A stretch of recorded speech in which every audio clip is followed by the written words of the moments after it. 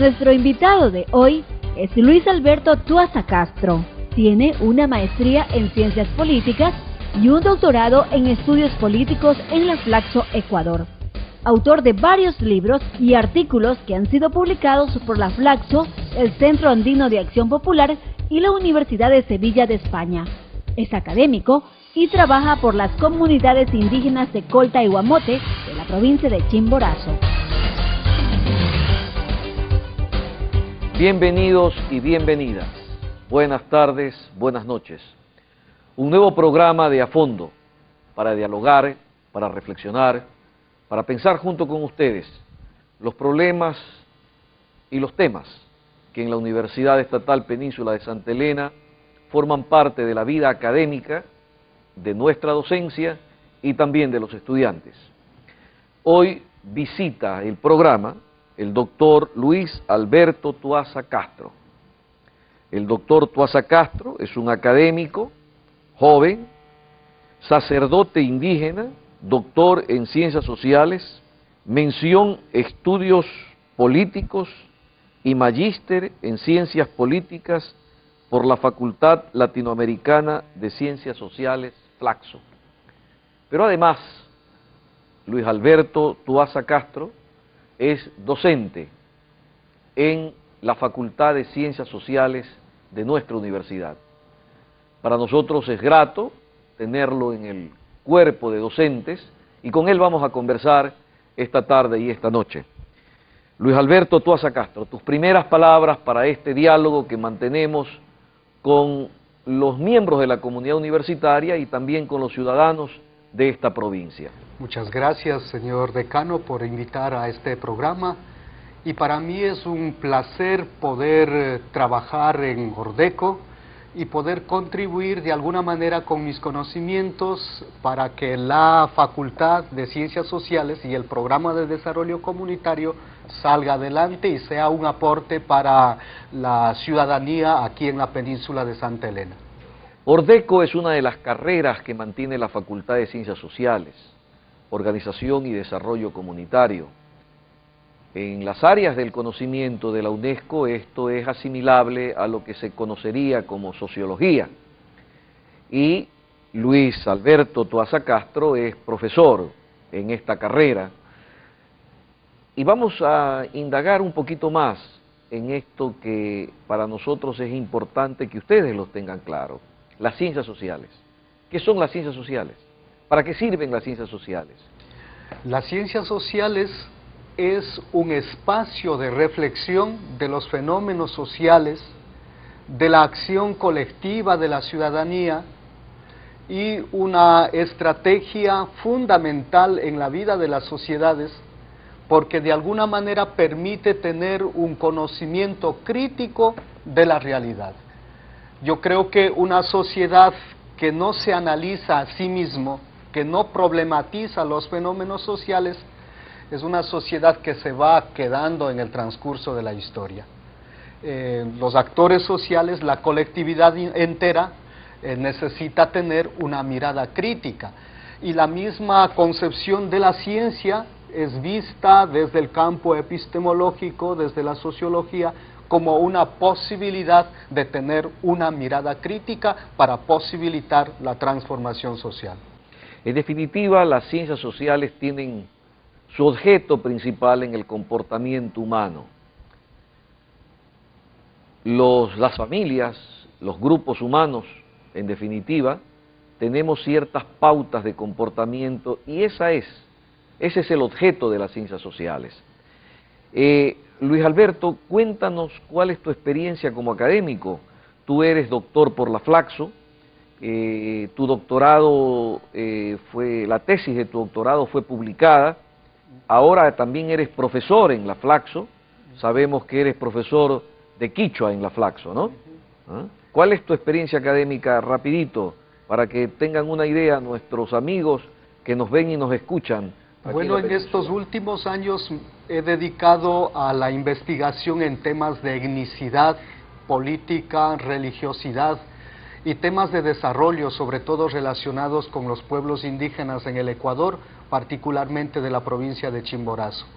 Adicional a mi experiencia de investigación en la Flaxo, soy profesor de Quichua, pero también de antropología política.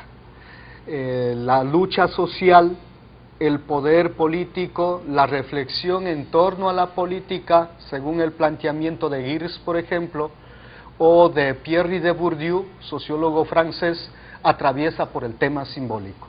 Entonces es necesario problematizar desde el campo de la cultura, desde el campo de la semiótica, a ver cómo está atravesado el tema del poder. Y esa es una de las cátedras que también trabajo en la Flaxo Ecuador.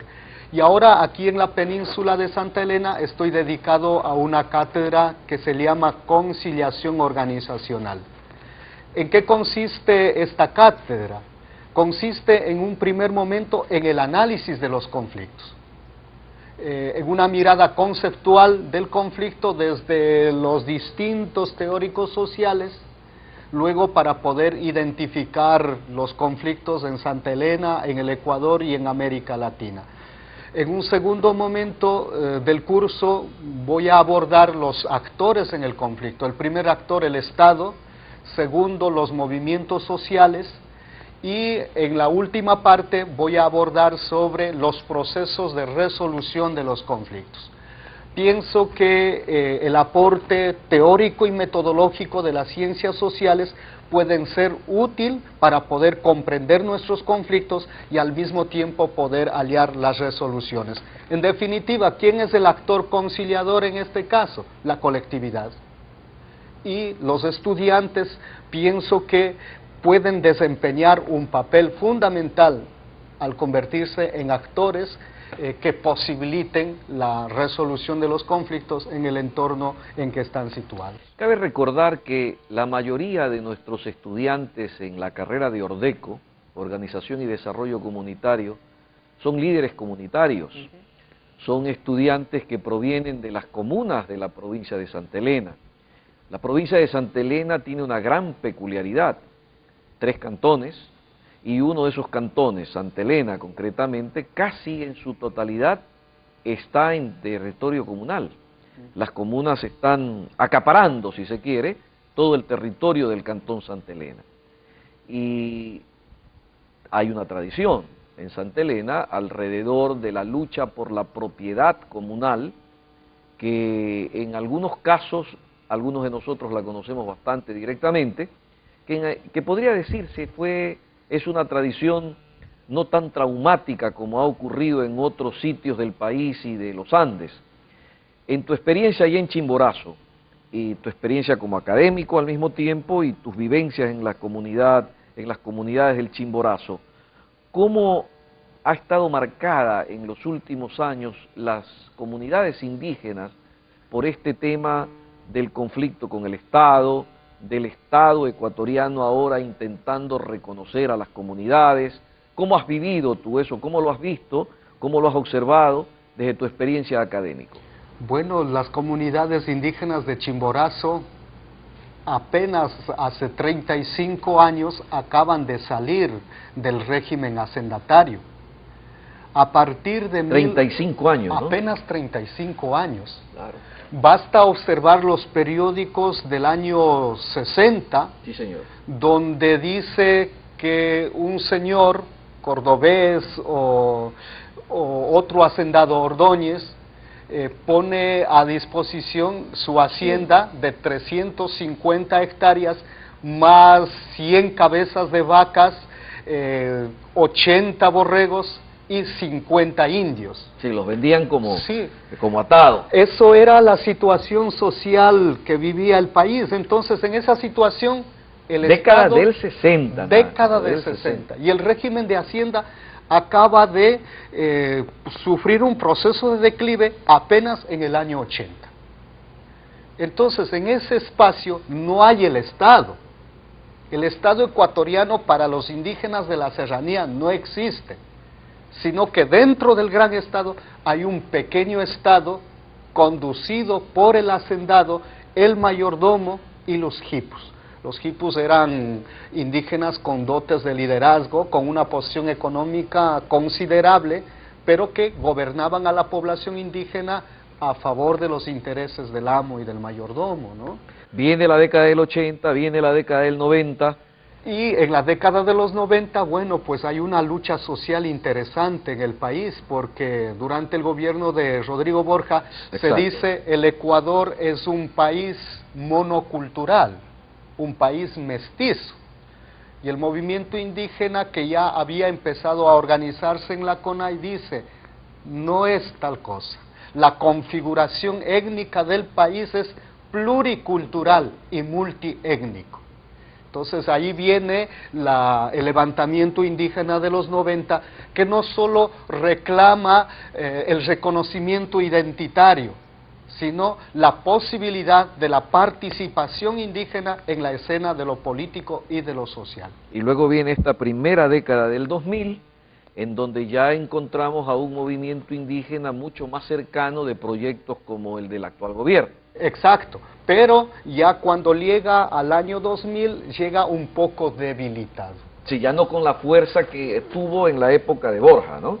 No, ¿y esto por qué? Que alcanzó en la época de Borja. Claro, y de alguna manera, a través del Pachacuti, y luego ya con la Constitución del año 98, muchas de las demandas indígenas son reconocidos en la escena política. El indígena puede participar en la política, puede hablar abiertamente de su diferencia étnica y de su posibilidad de actor social capaz de aportar al desarrollo nacional. Y valga la pena recordar dos cositas ahí. La primera, que Roldós es uno de los primeros que utiliza el quichua en su lenguaje de posesión como presidente para dirigirse a esa gran masa olvidada, ¿verdad? Luego viene efectivamente ya lo de Borja, el acontecimiento, el levantamiento indígena en ese periodo, y ahora pues tenemos un presidente que domina muy bien una de las lenguas ancestrales de los indígenas de los Andes. Vamos a regresar a seguir hablando con Luis Alberto Tuasa Castro y vamos a hablar de la tesis doctoral de él, en donde aborda la crisis del movimiento indígena ecuatoriano, tesis que ha sido publicada y me está contando que los ejemplares que publicó la Flaxo, que fueron impresos en la Flaxo, en la imprenta de la Flaxo, están agotados. Regresamos en breves minutos.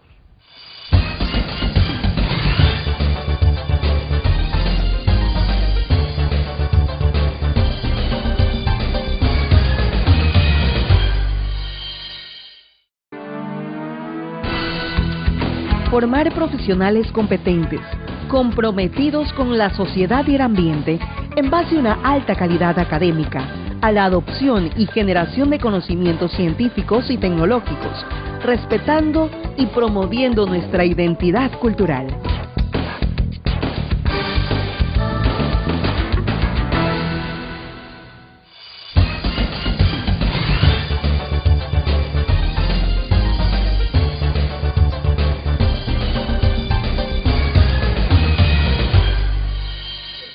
Estamos de regreso con ustedes, les agradecemos sus opiniones, sus llamadas de teléfono, sus sugerencias en torno a este programa que está pensado para reflexionar junto a ustedes los temas que están cruzando por la academia, por esta universidad que es de ustedes también, la Universidad Península de Santa Elena. Luis Alberto Tuasa Castro, doctor por la Flaxo, profesor nuestro en la carrera de Ordeco, nos acompaña y estábamos en deuda con este tema de su tesis, Luis Alberto, la crisis del movimiento indígena ecuatoriano. Y aquí hay un rótulo en quichua, ¿no? Runatakunaka Aska, Shaikuska, Sinami, Rikurin Kuna, Ñamana, Tandanakunaka, Mundankunachu. ¿Qué quiere decir? Bueno, es una frase del compañero dirigente Manuel Atupaña, un dirigente indígena emblemático en la zona de Columbe, que durante los años 70, 80 y 90 había protagonizado una lucha social interesante, llegó a ser concejal de Cantón Colta y luego pues en estos momentos vive la preocupación por la crisis que atraviesa el movimiento indígena. Esta frase significa que los indígenas aparecen cansados, ya no tienen deseo de organizarse, han perdido su desinterés, han perdido su interés por la organización. Algo de eso pasa con las comunas campesinas de aquí de Santa Elena. Yo que conozco bien el movimiento comunero aquí en Santa Elena, y seguramente nos están escuchando algunos comuneros, qué interesante la frase esta, ¿no? Cuán cansados están los indígenas por continuar organizándose, o cómo la organización los ha cansado, que sería otra manera de leerlo, ¿no? Cuando yo estudiaba mi pregrado en filosofía y en teología en la Universidad de la SUAY, habíamos nutrido en la amplia literatura académica que hacía referencia a la organización indígena. Y en el año 2006, el señor obispo de la diócesis de Riobamba me designa párroco de Columbe, una parroquia emblemática en cuanto a su organización y sobre todo por la presencia de múltiples ONGs que habían pasado por esa zona intentando trabajar por la superación de la pobreza. Entonces, cuando ya llego a Columbe, me doy cuenta que no hay tal densidad organizativa y los proyectos de desarrollo habían fracasado. Y me llama la atención la frase de Taita Manuel, Runa Kunaka Chaikushka Shinami Rikurin. Los indígenas aparecen cansados con su organización. Y mi preocupación es, ¿qué es lo que pasa con la organización indígena? ¿Cuáles fueron las agendas de lucha indígena que en el pasado permitió tener una fuerza interesante, capaz de modificar la estructura social ecuatoriana y que ahora no tenga esa misma fuerza organizativa? ¿Qué pasa con los proyectos de desarrollo? Bueno, mira, las mismas preguntas que tú te planteaste para iniciar tu tesis de grado, son preguntas que las podemos plantear aquí en las comunidades indígenas o las comunidades nuestras aculturadas de la península de Santa Elena. Las mismas podrían provocar un buen momento de reflexión. Y bueno, las respuestas a esas preguntas a lo largo de tu tesis. Lo que pasa es que, primero, la crisis del movimiento indígena no podemos ver solamente desde el elemento político.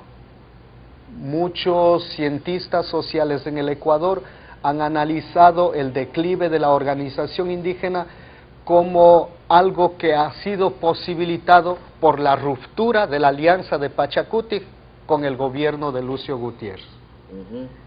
En cambio, a mí me interesa indagar más allá, a ver qué es lo que pasa con la comunidad. Lo que pasa en la investigación es que hemos descubierto que la crisis es de largo alcance. Primero, hay un divorcio entre la dirigencia indígena y las bases indígenas. Es decir, que no es una crisis exógena, que viene de fuera exclusivamente, sino también es endógena, desde lo interno mismo. Exacto, y por otro lado, a mi modo de ver, el régimen de Hacienda en el hábitus cotidiano no acaba de terminar. Se acabó la Hacienda hace 35 años en términos territoriales. No obstante, en el hábitus cotidiano, muchas de las interrelaciones sociales están dados en virtud del esquema heredado de la vieja Hacienda. Y uno de los ejes de análisis que tomo es la dirigencia indígena. ¿Qué pasa con la dirigencia indígena? En el régimen de Hacienda habían los jipus. Los jipus eran dirigentes indígenas no elegidos por la comunidad, sino designados por el patrón y el mayordomo de la hacienda para salvaguardar los intereses de la hacienda. Y de alguna manera, controlaba a la población indígena.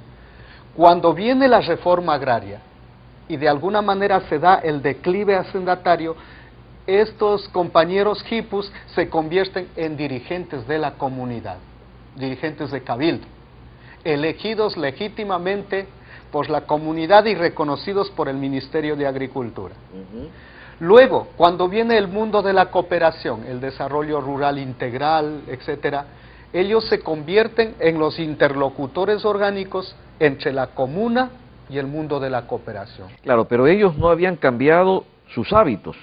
Ellos continuaban en una relación parecida, semejante a la que habían tenido antes en el mundo de la hacienda. Exacto. Luego, cuando ya viene la CONAI y la Ecuarunari, algunos de ellos son dirigentes nacionales. Entonces, ¿qué hacían? Negociaban los temas comunitarios fuera de la escena comunitaria, pero no en contacto con la comunidad. Entonces hay un divorcio de la dirigencia con respecto a las bases.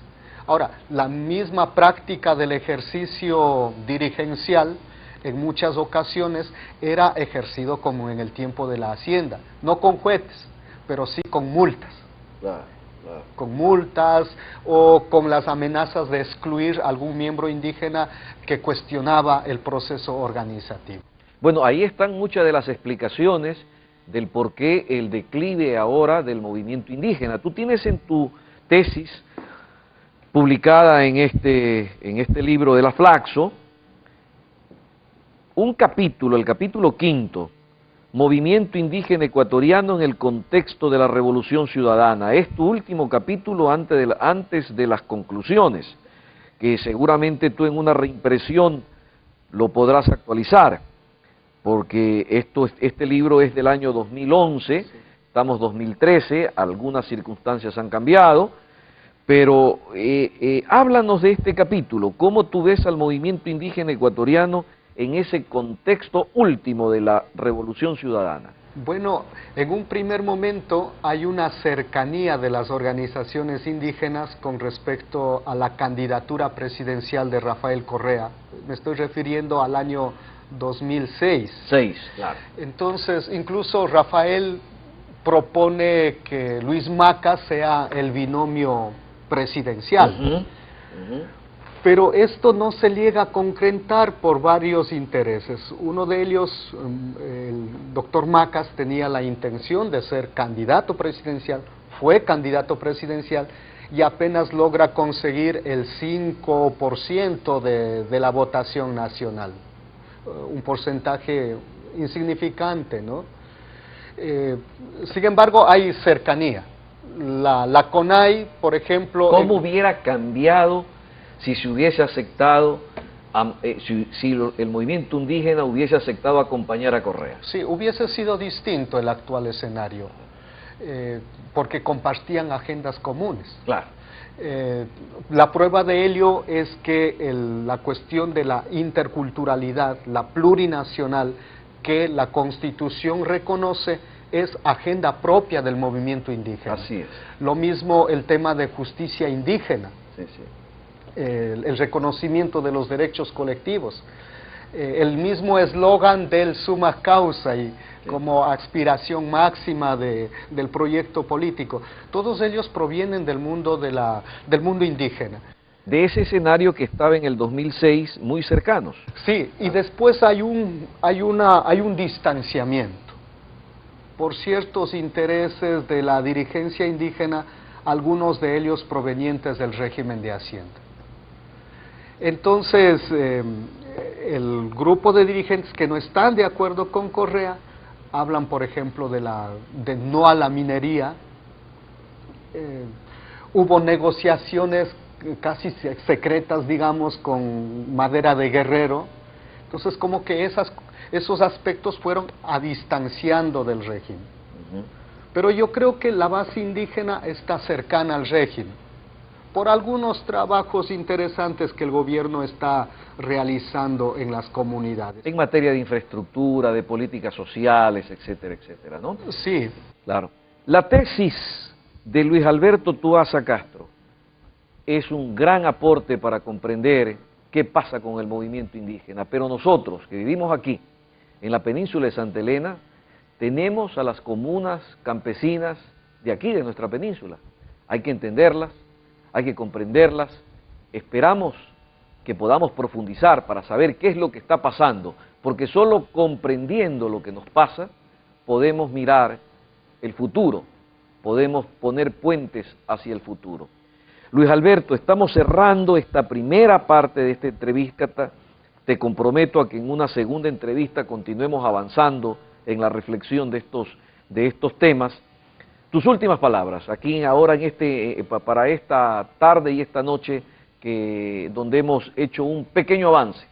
El papel fundamental de las ciencias sociales hoy por hoy en América Latina y en el caso particular del Ecuador es trabajar por la utilidad social del conocimiento. No podemos quedar contentos con ciertos datos, con los números que logremos de la investigación. El trabajo académico, la reflexión académica, tenemos que poner al servicio de la colectividad. Y pienso que aquí en la península de Santa Elena hay varias agendas de investigación que podemos ir abriendo poco a poco. Estudiar el modus operandi de las comunidades aquí, la crisis, qué es lo que pasa aquí con las comunidades y cuál es el rol que debe jugar en el proceso de transformación social que hoy vive el país. En este sentido, mi esperanza es poder al menos suscitar en los estudiantes el interés por la investigación, el interés por el debate y seguir escribiendo muchos otros trabajos que puedan ser útiles para nuestra sociedad. Y ustedes con toda seguridad se les ha despertado también, se les ha suscitado el interés por seguir escuchando a Luis Alberto Tuasa Castro en estas reflexiones que son fruto de su experiencia académica y que ustedes las tienen ahí, delante, porque aquí en la península lo que más ha habido en los últimos años es vivencia comunitaria. No siempre ha sido esa vivencia alentadora, pero sí ha dejado grandes huellas en la vida de todos ustedes y en la vida de todos nosotros. Gracias por seguirnos. Continuaremos la próxima semana con ustedes. Buenas noches.